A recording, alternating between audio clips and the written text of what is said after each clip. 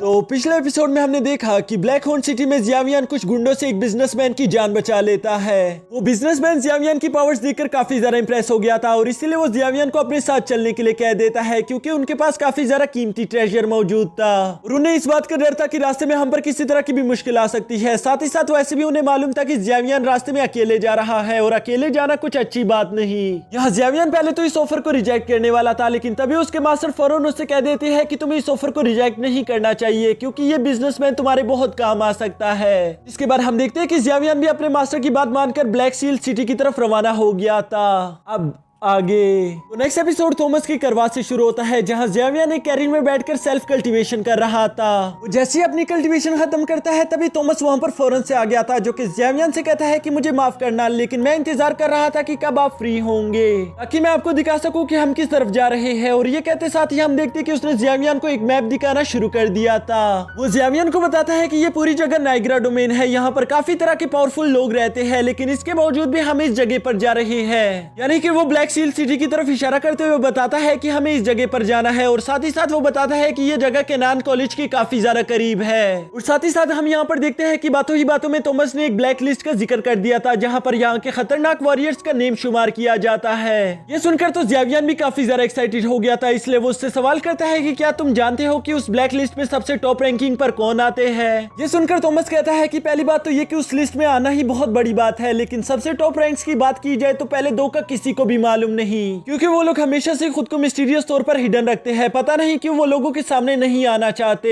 जबकि मैं उस थर्ड रैंक वाले पर्सन के बारे में जानता हूँ और ऐसा कहा जाता है कि वो डो की पावर में पीक पर पहुंच चुका है। साथ ही साथ थॉमस बताता है कि उसकी पावर्स बिल्कुल ही लाजवाब है, इसके अलावा वो काफी ज्यादा अच्छा एल्केमिस्ट भी है, इसीलिए तो यहाँ के लोग उसे प्यार से एम्परर ऑफ मेडिसिन कहते हैं। जो सुनकर जियावियन कहता है कि ये निकनेम कुछ ज्यादा ही बड़ा नहीं। जो सुनकर थॉमस कहता है कि मुझे माफ करना, असल में मैंने एक्साइटमेंट में कुछ ज्यादा ही बोल दिया, मुझे तो आपको रियल नेम के बारे में बताना चाहिए था। और ये सब कहते साथ ही वो बताता है कि उसका रियल नेम है हान फेंग। जो सुनते ही हम देखते हैं कि अचानक से जियावियन के मास्टर खामोश से हो गए थे। यहाँ जियावियन को जैसे ये बात फील होती है वो फौरन अपनी साइकिक पावर से टीचर से सवाल करता है कि टीचर आपको क्या हुआ, लेकिन उसका टीचर उसे कोई जवाब नहीं देता। दोस्तों यहाँ पर आप लोगों को भी ये बात समझ नहीं आई होगी कि अचानक से ये मास्टर याओ को क्या हो गया। तो दोस्तों मैं आप लोगों को सिंपल करके बताता हूँ कि असल में हान फेंग मास्टर याओचेन के पुराने स्टूडेंट का नाम था और यही वजह थी कि काफी सालों बाद मास्टर याओचेन अपने स्टूडेंट का नाम सुनकर अचानक से शॉक हो गए थे। जबकि दूसरी तरफ थॉमस अचानक से जियावियन को परेशान होता हुआ देखकर उससे सवाल करता है कि जियावियन क्या तुम ठीक हो, तुम्हें क्या हो गया।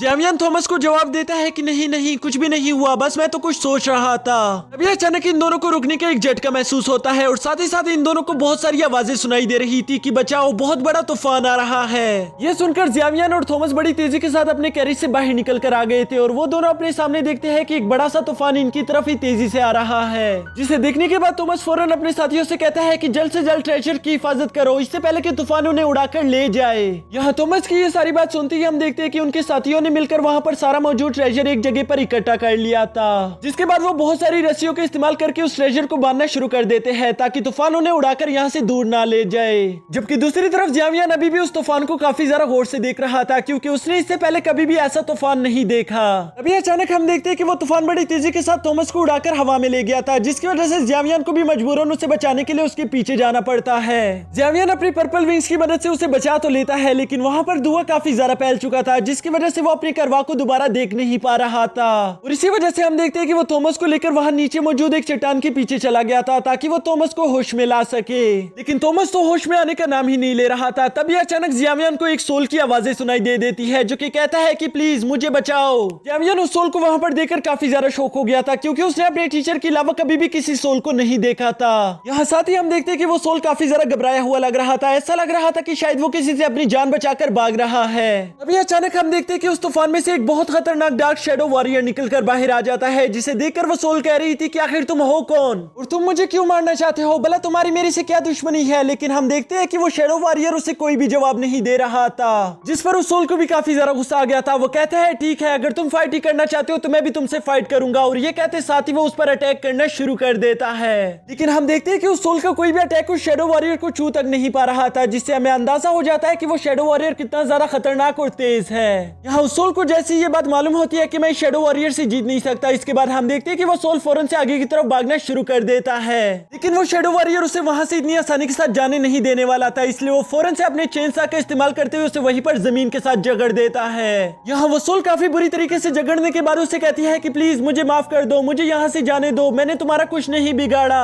ये सुनकर वो शैडो वॉरियर उससे कहता है कि मुझे नहीं मालूम कि जब तुम जिंदा थे तो तुम किस तरह के इंसान थे, लेकिन अब तुम एक सोल बॉडी बन चुके हो। और शायद तुम नहीं जानते, लेकिन एक सोल बॉडी के होने का मतलब यह है कि तुम मेरा शिकार हो और मैं तुम्हें खा सकता हूँ। जिसके बाद हम देखते हैं कि उस शैडो वॉरियर ने उस सोल की स्पिरिट एनर्जी को एब्जॉर्ब करना शुरू कर दिया था और धीरे धीरे करके वो उसे पूरी तरह से खत्म कर देता है। जबकि दूसरी तरफ जियावियान दूर से ये सब देख रहा था, वो इसे देखकर काफी ज्यादा घबराया हुआ लग रहा था। तभी अचानक हम देखते हैं कि वो शैडो वॉरियर भी जियावियान को वहां पर देख लेता है। जिसके बाद उस शैडो वॉरियर ने जियावियान की तरफ बढ़ना शुरू कर दिया था और यहाँ जियावियान भी पूरी तरह से खुद को रेडी कर लेता है, क्योंकि उसे लग रहा था कि अब मुझे हर हाल में फाइट करनी ही होगी। यहाँ जियावियान को डर काफी ज्यादा लग रहा था, लेकिन इसके बावजूद भी हम देखते हैं कि वो अपनी तलवार को पकड़कर फाइट के लिए खुद को रेडी कर लेता है। तभी अचानक हम देखते हैं कि वो शैडो वॉरियर जियावियान की तरफ बढ़ते बढ़ते अचानक से ही रास्ते में रुक गया था, क्योंकि वो अपनी स्पिरिट आई से देखता है कि वो कोई सोल बॉडीज नहीं बल्कि दो इंसान है, जबकि शैडो वॉरियर को इंसानों से कोई लेना देना नहीं, और इसीलिए हम देखते हैं कि वो शैडो वॉरियर वहां से चला गया था। जियावियान यहाँ पर ये सब देखकर काफी ज्यादा शौक हो गया था, उसे समझ नहीं आ रहा था कि अभी ये कुछ देर पहले यहाँ पर क्या हुआ। वो अपने टीचर से भी पूछने की कोशिश करता है, लेकिन उसका टीचर उसके किसी भी सवाल का जवाब नहीं दे रहा था। ऐसा लग रहा था कि शायद उसका टीचर वहां पर मौजूद ही नहीं।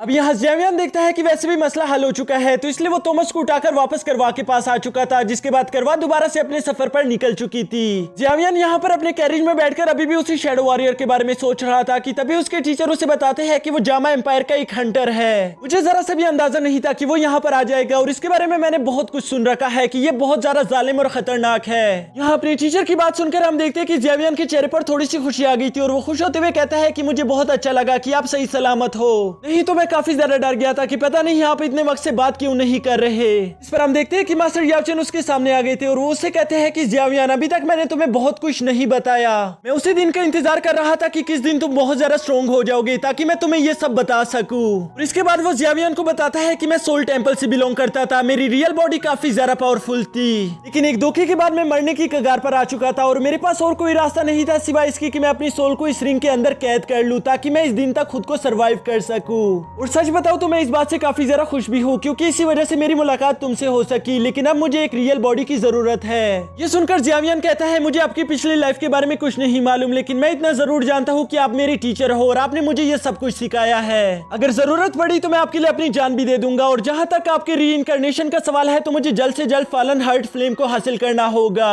क्योंकि उसी की मदद से मैं आपके लिए एक न्यू बॉडी को तैयार कर सकता हूँ। जिस पर उसके मास्टर कहते हैं कि हाँ तुमने बिल्कुल सही कहा, एक रियल बॉडी के बगैर मेरी सोल में इतनी ज्यादा पावर नहीं कि मैं उस शैडो वॉरियर का सामना कर सकूं, और हो सकता है कि हम दोनों की इसी में जान भी चली जाए। जबकि दूसरी तरफ जियावियान भी ये बात अच्छे से जानता था कि वो अकेला उस शैडो वॉरियर को नहीं हरा सकता, और इसीलिए वो खुद से कहता है कि मुझे और पावर्स हासिल करनी होगी। अब इसके बाद सीन शिफ्ट होकर ब्लैक सील सिटी पर आ जाता है, यानी कि ये सारे लोग अपनी मंजिल पर पहुंच चुके थे। जहां जियावियान अपने कैरेज से उतरने के बाद देखता है कि वहां पर बहुत सारे अमीर लोग उस ऑक्शन को अटेंड करने के लिए आए हुए थे। इसके बाद हम देखते हैं कि जियावियान ने भी थॉमस के साथ मिलकर उस सिटी में इंटर होना शुरू कर दिया था, और इसी के साथ हमारा यह एपिसोड भी खत्म हो जाता है।